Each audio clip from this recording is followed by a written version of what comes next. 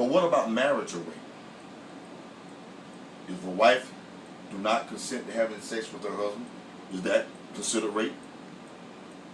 Well, this is what the history of rape has always said, except for when it is a wife married to her husband.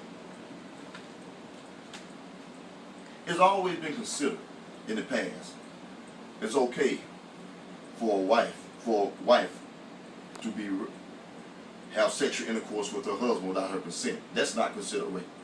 That's back in the old days. Husbands always was exempted from prosecution, from marital rape. As far as back as 1857, in Massachusetts, they recognized the first marital exemption.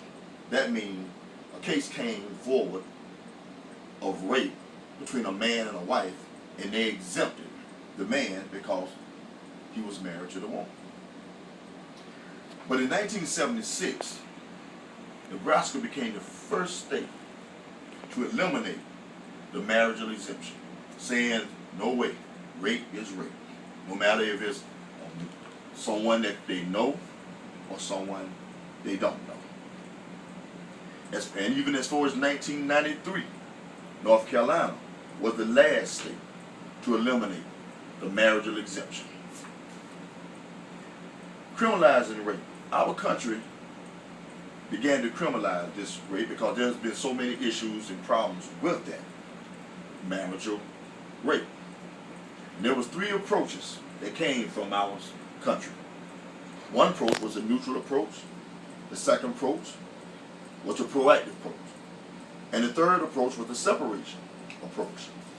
The neutral approach, it exempted the phrase saying a man, if he rape a woman, it's considered rape as long as it's not his wife. They took out the phrase, not his wife. That's what the neutral approach was all about. It did away with that. That means if you rape a woman, whether she's your wife or not, it's rape.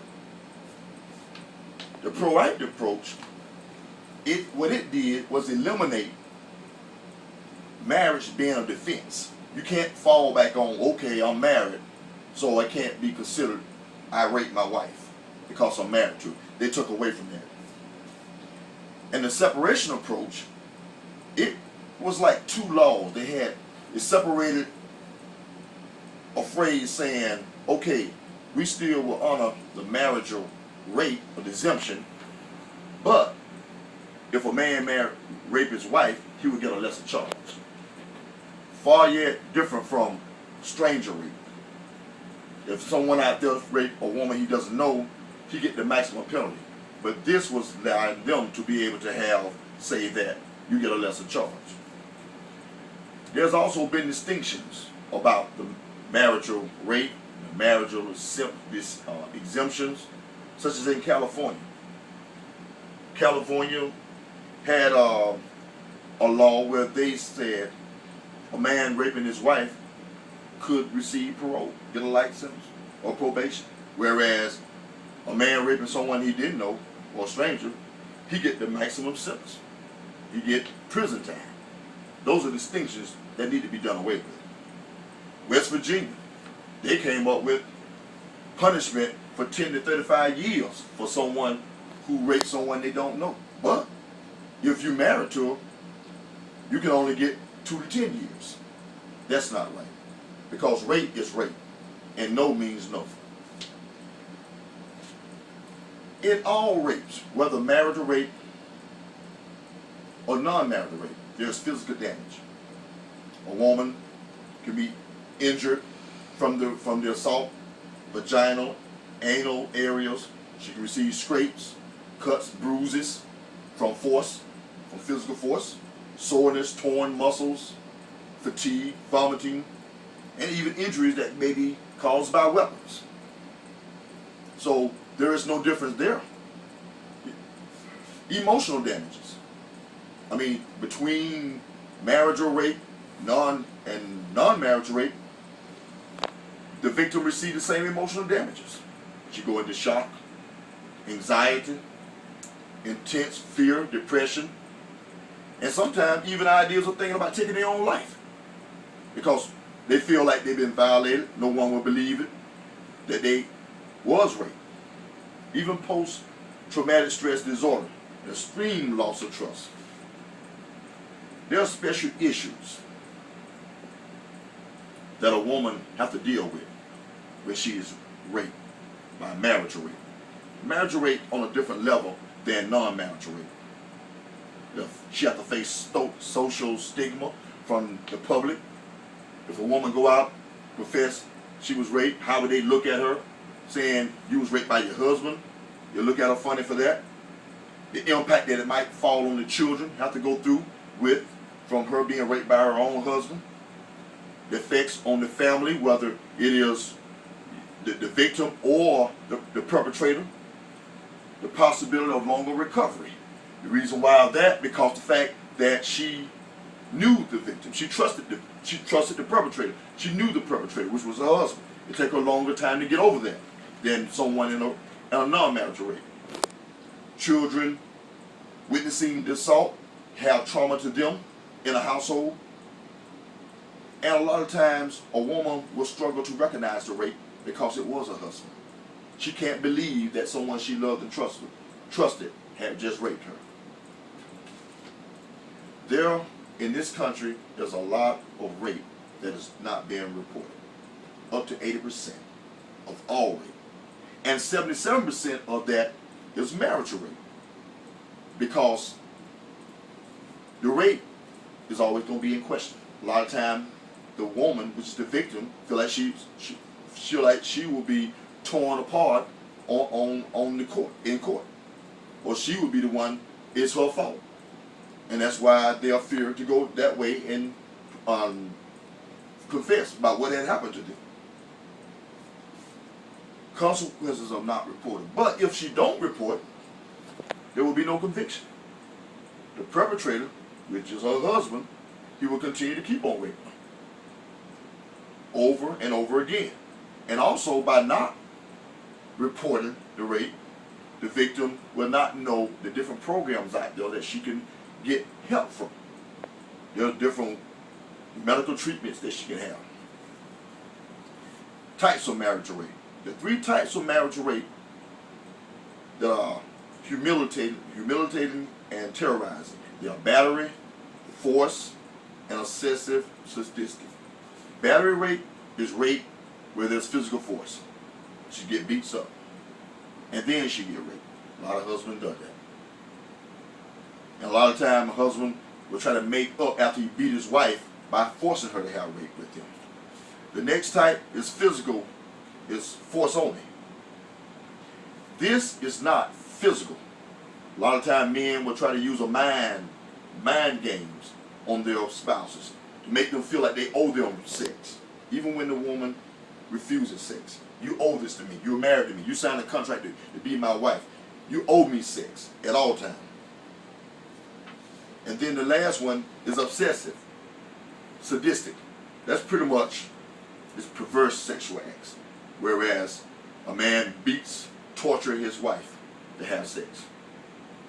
Also, there are 3 types of rapists that goes on, is in this world. One that prefers to rape his wife. One that enjoys both consensual sex and physical and forceful sex. And you got also the kinds that will ask for consent. But if she refuses consent, he will rape her anyway. Some states still view marriage rape as a lesser crime. Even though we have done away with marriage exemption in rape, there are still some people that believe that it's hard to prove marital rape. There are a lot of distinctions. There are a lot of husbands in certain states that's given immunity for having sex with a wife that does not give consent. There are some exemptions in some states, like if a woman is raped by a husband, they give them shorter time to report it compared to a regular rape where you have more time to report it. There are lighter sentences. for the perpetrator that raped his wife. And the prosecution must prove beyond a shadow of doubt to a great extent that force was used between a man and a woman. He must do that more so stronger than he did with a regular rape case. And another exemption a lot of people look at is couples should not live together. They should not live together even if you are still married. If it's going to be rape, you should be living separate, not in the same house. Not if it's consistent. The prosecution has a hard time trying to prosecute a case of marital rape because the more closer the victim is to the perpetrator, the harder it is to prove. Victim must perceive the rape. A wife must look at it as rape, and she must report it. An officer have a hard time trying to find a way to decision to investigate the rape. He looks for a few key things. He looks for proof of penetration. First, he must know, was there a rape? Did she have sex? But not only that, must prove the use of force, prove that there was force. He must see that she reported it very quickly. He must look to see if there's injuries on her body. And he also must use to see if there's weapons that was used in the attack. And also he's got to consider the relationship between the victim and the suspect. And also the decision to arrest, he must look and see that is there enough evidence possible where he can give to a prosecutor to get a case against the perpetrator. He would need, like I said before, to see proof of penetration, relationship to the victim, use of physical force, and witnesses, if there was anybody there that could give him witness, or just a witness from the victim. An officer needs to gather as much evidence in a rape case, especially in a marital rape.